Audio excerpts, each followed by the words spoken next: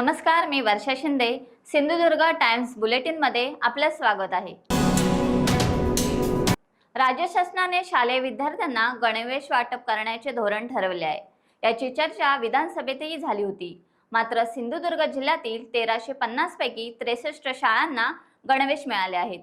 जिल्ह्यातील 29,516 विद्यार्थी शालेय गणवेशासाठी वंचित ठरले आहेत, अशी माहिती सिंधुदुर्गचे आमदार वैभव नाईक यांनी दिली. माननीय मुख्यमंत्री आणि शिक्षण मंत्र्यांनी हे गणवेश 15 ऑगस्टच्या आधी सगळ्या शाळांना पोहोचवतील असं सांगितलं होतं. परंतु आता शाळा जवळजवळ तिसरा महिना सुरू झालेला आहे. उद्या 15 ऑगस्ट आहे. एकीकडे घर घर तिरंगा म्हणायचं आणि मुलांना जुन्या गणवेशामध्ये 15 ऑगस्टला जाण्यासाठी शासन प्रवृत्त करत आहे.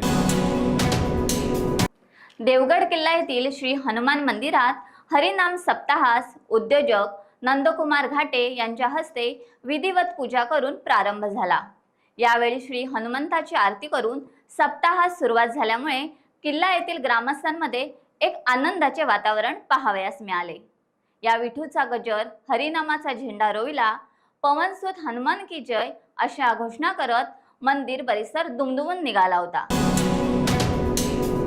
जागृत देवस्थान म्हणून ख्याती असलेल्या मालवण तालुक्यातील तोंडवळी येथील श्री वागेश्वर मंदिराला आज दुसऱ्या श्रावणी सोमवारी शिवभक्तांसह शेकडो भाविकांनी सकाळपासून भेट देत श्रीदेव वागेश्वराला बिल्वदर अर्पण केले, नवस बोलले आणि फेडले. डोंगराच्या कुशीत हिरव्या कंच झाडाझुडपांमध्ये श्रीदेव वागेश्वराचे मंदिर आहे. दर श्रावणी सोमवारी या मंदिरात भाविकांची गर्दी असते. तोंडवळी गावचे श्री वागेश्वर हे ग्रामदैवत आहे. टाइम्स डिजिटलला लाईक करा, शेअर करा, सबस्क्राईब करा आणि बेल आयकॉन दाबायला विसरू नका. Times digital.